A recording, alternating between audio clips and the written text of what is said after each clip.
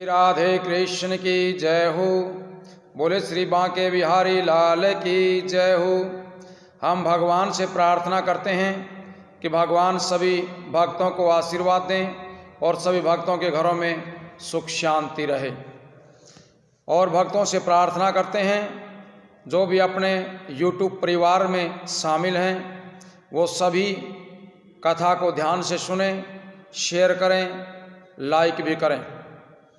आज हम आपको कथा श्रीमद् भागवत के चतुर्थ स्कंद में 9वें अध्याय को सुनाते हैं, जिसमें उत्तानपाद के बेटे ध्रुव जी का तप करने के लिए वन में जाना है।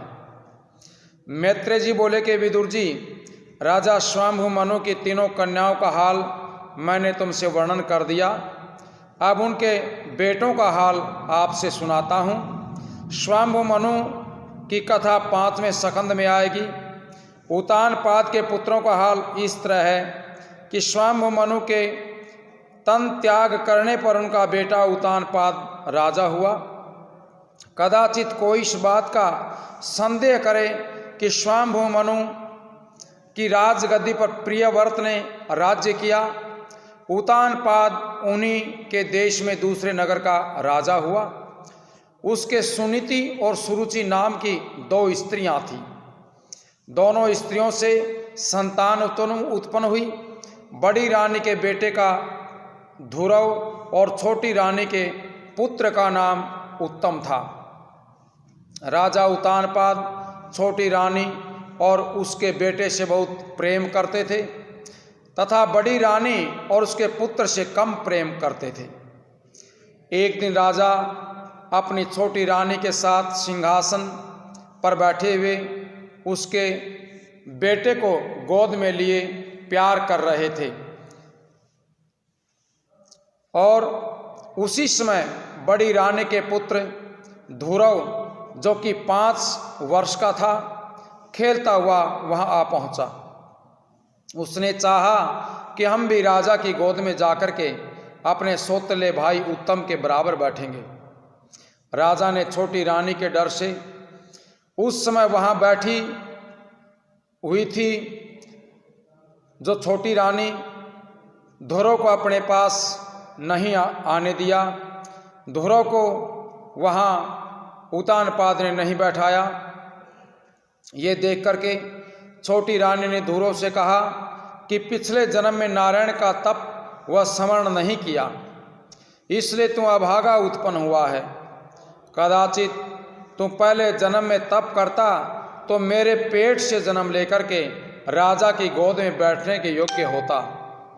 तुझे इस जन्म में राज सिंहासन पर बैठना बड़ा कठिन है। अब भी तुम जाकर के परमेश्वर का भजन व स्मरण कर।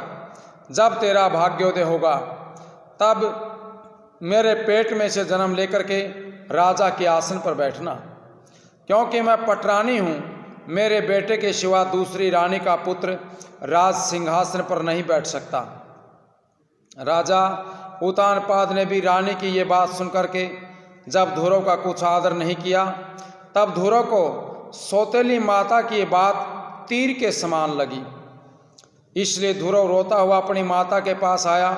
उसकी माता सुनीति ने उसे रोते हुए अपनी गोद में उठा लिया और उससे पूछा कि पुत्र, तुझको किसने मारा जो तू इतना रुदन करता है? ध्रुव को अधिक रोने से ऐसी हिचकी लग गई थी कि थोड़ी देर तक उससे बोला भी नहीं गया। जब उसका रोना कम नहीं हुआ तब उसकी माता अपनी माता से बोला कि मैं अभी पिताजी के पास गया था।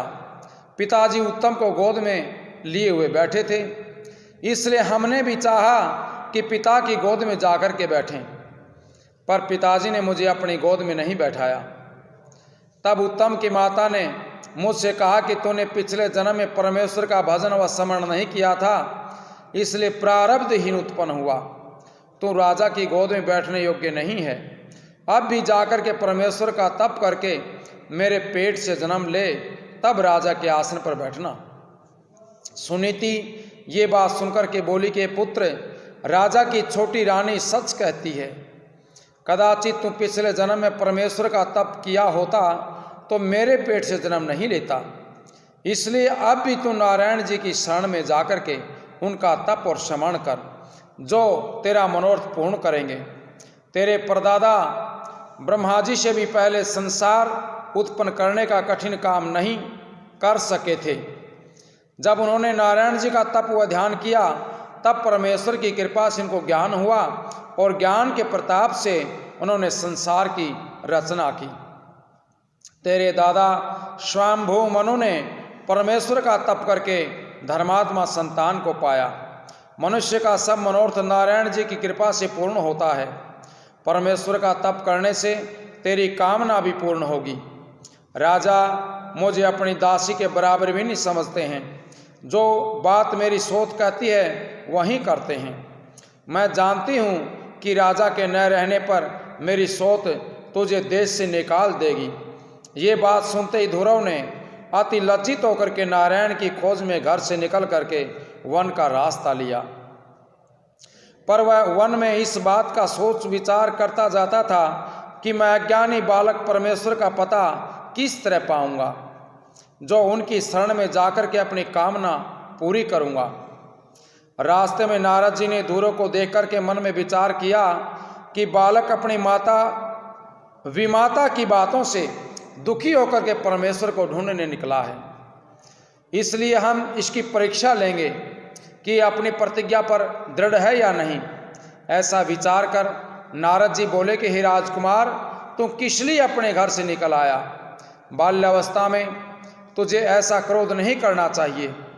बालक को कोई दुर्वचन कह करके फिर प्यार से बुलाए तो वह उसके पास चला जाता है, पर तूने लड़कों का स्वभाव छोड़ करके वन का रास्ता क्यों अपना लिया? तुझे ऐसी बात उचित नहीं है। हम तुझको तेरे पिता के पास ले चलेंगे। राजगद्दी या जिस वस्तु की तुझे इच्छा हो हम दिलवा देंगे। और जो तू नारायण को ढूंढता है सो उनका मिलना सहज मत समझना। बहुत से योगीश्वर व तपस्वी लोगों ने नारायण जी का तप व जप करके अपना शरीर जला दिया, जिस पर भी उनको नहीं पा सके। तू वृथा उनको ढूंढने क्यों जाता है? हम नारद मुनि हैं, परमेश्वर के भगत व सेवक हैं। तुझको तेरे पिता के पास ले जा करके जो कुछ हम कहेंगे हमारी सब बातें तेरा पिता मान जाएगा। ध्रुव ने नारद जी का ये वचन सुनकर के विचार किया कि मैंने सुना था कि नारद मुनि नारायण के परम भक्त हैं। देखो, हम अभी नारायण जी की खोज में केवल घर से निकले हैं। इसलिए ऐसे महात्मा हरि भगत का दर्शन पाया। जब मैं परमेश्वर के तप व स्मरण में लीन हो जाऊंगा तब न मालूम और कैसे कैसे अच्छे पदार्थ मिलेंगे। ये बात विचार करके ध्रुव ने नारद जी को दंडवत करके प्रार्थना की कि हे मुनीश्वर, आप नारायण जी के परम भक्त हैं, इसलिए मेरी सहायता कीजिए, जिससे मैं परमेश्वर के चरणों तक जल्दी पहुंच जाऊं। आपको परमेश्वर के राह पर जाने से मुझे फेरना उचित नहीं है। नारायण जी के मिलने का जो आसान रास्ता हो वह मुझे दिखला दीजिए। मैं क्षत्रिय का बेटा हूँ, अब नारायण जी का दर्शन किए बिना वापिस अपने घर नहीं जाऊँगा। जब नारद जी ने देखा कि ये लड़का परमेश्वर की भक्ति में सच्चा है और ज्ञान सिखाने के योग्य है, तब नारद मुनि ने ध्रुव से कहा कि बेटा, तुझे और तेरे ज्ञान को धन्य है। हम तेरी परीक्षा लेते थे, अब तुझको नारायण जी के मिलने का रास्ता दिखलाते हैं। तू मथुरापुरी में जाकर यमुना के किनारे, जहाँ श्री कृष्ण भगवान त्रिलोकीनाथ आठों पहर रहते हैं, कुश का आसन बिछा करके उत्तर दिशा में मुंह करके बैठ जाना। नारद जी का ध्यान करना, नारायण जी का ध्यान करना, नित्य यमुना जी में त्रिकाल स्नान करना।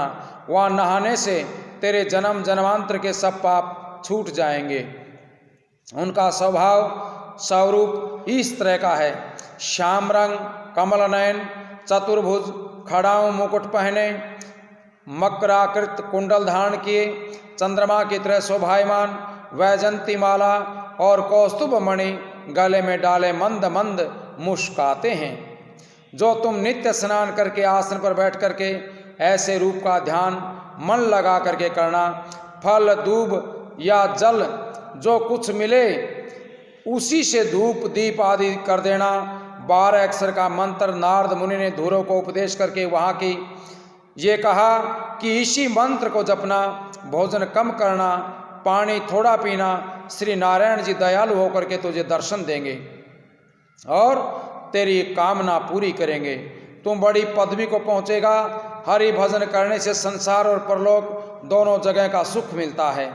धौरव ने नारायण जी का स्वरूप ध्यान व मंत्र नारद मुनि से सुन करके बहुत प्रसन्न होकर के कहा, आपने बड़ी दया करके परमेश्वर के मिलने का आसान रास्ता मुझे दिखला दिया। मैं तो जानता था कि नारायण का घर किसी नगर या गांव में मालूम होता है, पता नहीं कितनी दूर होगा, वहाँ जाकर के उनको ढूंढता हूँ। इसलिए आपने उनका स्मरण व ध्यान करना मेरे हृदय में बतला दिया। अब मैं आपकी आज्ञा के अनुसार जप व ध्यान करके परमेश्वर से मिलूँगा। ये बात कह करके धौरव नारद मुनि को दंडवत करके मथुरा को चला गया और नारद जी ने वहाँ से राजा उत्तानपाद के पास आकर के क्या देखा कि राजा और धौरव की माता दोनों रोते और चिंता करते हुए आपस में कहते हैं कि हम लोगों ने 5 वर्ष के बालक को जो कुछ ज्ञान नहीं रखता है तप करने का उपदेश दे करके वन में भेज दिया। न मालूम वह बेचारा कहाँ गया होगा और उसकी क्या गति हुई। बड़े बड़े योगीश्वर और ज्ञानियों को परमेश्वर का मिलना बड़ा कठिन है। उस अज्ञान बालक को भगवान किस तरह मिलेंगे। राजा अपनी छोटी रानी पर क्रोध करके कहते हैं कि तूने कठोर वचन कह करके मेरे पुत्र को वनवास दिया है। नारद जी के पहुंचने पर राजा ने दंडवत करके बड़े सम्मान से उनको बिठा करके पूछा कि मुनीश्वर आप कहाँ से आते हैं। नारद मुनि ने कहा कि हम आपका हाल बाद में कहेंगे, पर इस समय तुझको बड़ी चिंता में देखते हैं, इसका क्या कारण है। राजा बोले कि मुनीश्वर मेरी छोटी रानी ने मेरे पुत्र धुरव को जो अज्ञानी बालक था ऐसी कठोर बात कही कि वह दुखी होकर के न जाने कहाँ चला गया, इसलिए हम उसी के शोक में व्याकुल हैं। न मालूम उस बालक की क्या दशा हुई, कोई शेर व भालू आदि उसे खा लेगा। मुझसे बड़ी भूल हुई जो स्त्री के वशीभूत होकर के उसका निरादर कर दिया। ये बात सुनकर के नारद जी बोले कि राजन तुम अपना चित्त उदास न करो, तुम्हारा बेटा मुझे रास्ते में मिला था, मैंने उसको बहुत समझाया कि तुम अपने घर मेरे साथ लौट चल, परंतु उसने नहीं माना। जब मैंने देखा कि परमेश्वर के तप व स्मरण में इसका सच्चा प्रेम है, तब हमने उसको नारायण से मिलने का उपाय बता करके मथुरा की तरफ भेज दिया है। अब तुम उसकी चिंता मत करो, वह ऐसी पदवी को पहुंचेगा कि आज तक तुम्हारे पूर्वजों को भी नहीं प्राप्त हुई है। धुरव नारायण जी की शरण में गया है, अब उसको कोई दुख नहीं दे सकता। तुमने अपनी अज्ञानता से स्त्री के वश में होकर के पुत्र का निरादर किया। नारद जी ये बात कह करके ब्रह्मलोक को चले गए और राजा को नारद मुनि के कहने से धैर्य हुआ, पर उनका मन धुरव की तरफ लगा रहा था, राजकाज में नहीं लगता था। धुरव मथुरा में जाकर के यमुना के किनारे कुश के आसन पर बैठ करके नारद जी की आज्ञा के अनुसार परमेश्वर का तप व ध्यान करने लगा। वह पहले तो तीसरे दिन एक समय भोजन करता था, 1 महीने इस तरह नियम रख करके उसके उपरांत 7वें दिन थोड़ा सा खाने लग गया। फिर 3 महीने तक वृक्ष की पत्ती खाना भी त्याग करके केवल पानी पी करके रहा। 5वें महीने में पानी पीना भी छोड़ करके जितनी हवा मुंह में जाती थी उसी के आहार पर रहता था। 5वें महीने तक एक पैर से खड़े होकर के उसी मंत्र को जपते हुए नारायण जी के स्वरूप का ध्यान किया। धुरव का शरीर लकड़ी के समान सूख गया, परंतु उसका मुखारविंद सूर्य की तरह चमकने लगा। 6ठे महीने में धुरव मुंह बंद करके परमेश्वर के ध्यान में ऐसा लवलीन हुआ कि उसका अंतकरण श्याम सुंदर के स्वरूप से भर गया। श्वास लेने की जगह भी नहीं रही। जब धुरव ने इस तरह तप करके अपनी श्वास को रोक लिया, तब तीनों लोकों में हवा का चलना बंद हो गया। जब पवन न चलने से सब जीव दुखी हुए, तब ब्रह्मा ने सब देवताओं समेत नारायण के पास जाकर के विनय की कि हे त्रिलोकीनाथ, हवा बंद होने का क्या कारण है। श्याम सुंदर बोले कि धुरव ने अपने तप के सामर्थ्य से पवन को बांध लिया है, इसलिए दशा हुई है। इसलिए अब हम ध्रुव दर्शन दे करके हवा को छुड़ाएंगे। बोले श्री कृष्ण भगवान की जय हो, बोले भगत और भगवान की जय हो।